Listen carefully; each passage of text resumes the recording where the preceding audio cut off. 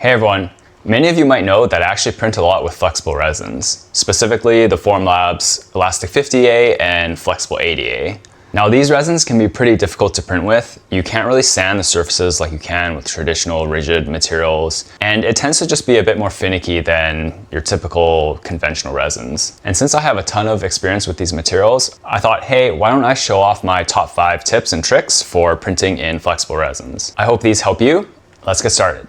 Tip number 1, always use smaller touchpoint sizes, but with higher density. Supports are really hard to clean up on flexible resins, and you can't just sand the surfaces like you do with rigid resins. So using smaller touchpoint sizes always makes cleanup easier, but you need to increase the density so that the part still prints successfully. Tip number 2, don't use sharp tools to remove your part. These can tear the base of your part and even your part itself if you slip while you're trying to take the part off.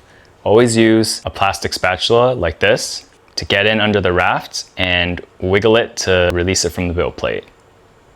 Tip number 3, use an 80% to 20% mixture of Novus plastic polish and mineral oil. Spraying on your part will make the surface of your print a lot less tacky and way easier to remove supports off of. This lets you get your fingers into small crevices and areas without the support structure or the part sticking to your gloves. Not only this, but when you peel supports off and are left with little pieces, they are much easier to clean off because they don't just stick to the part anymore. This mixture of 80-20 is actually really helpful for non-flexible resins as well. Mineral oil is typically used to help polish parts after sanding, but it often leaves a very oily finish. So if you mix it with 80% plastic polish and 20% mineral oil, it will achieve the same polishing effect without leaving the surface super oily. But for flexible resins, it's really great for just removing supports and making the surface of your part a lot easier to work with.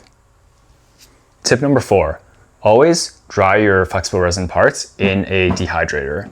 Flexible resins tend to absorb a lot of IPA.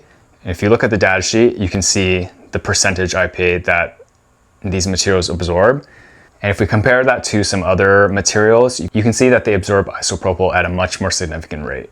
And if you don't give them adequate time to dry and then put them in the UV curing oven, the monomers will cross-link and it will stay in that oversized, swelled state. I've actually done some tests on some simpler parts, just some gaskets, measured the dimensions out of the printer in its green state, and then kind of over time as the parts just air dried. And you can see that there's a significant dimensional inaccuracy even 24 hours after the parts have been sitting and air drying. So this tip is super important if you want dimensionally accurate flexible resin parts.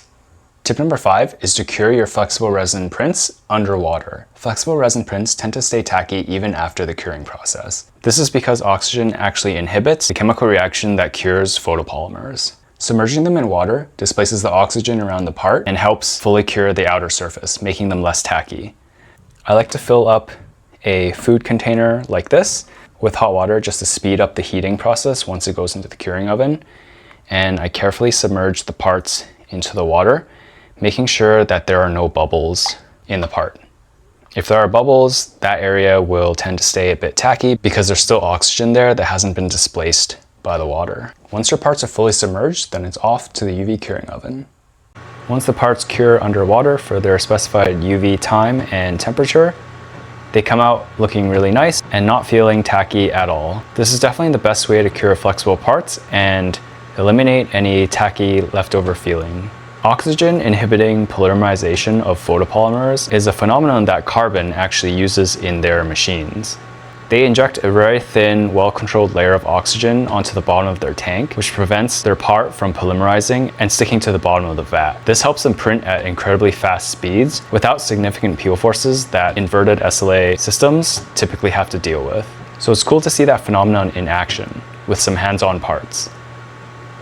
Here are the parts after they've been post-cured. You can see how nice they look. You can still see a bit of the support marks left over on the surfaces, but if you follow all the tips and tricks that we outlined earlier, they're actually very minimal. And for a really complicated part like this, that's in a very flexible resin, this is actually a great result.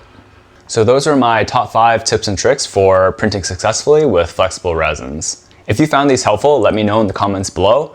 If there are any tips and tricks that you have learned printing with flexible resins that maybe might help me, please also let me know. Also, if you want to know a bit more about these flexible heart models, I will be dropping a pretty cool video showing what these actually are and how they're used for a biomedical device company.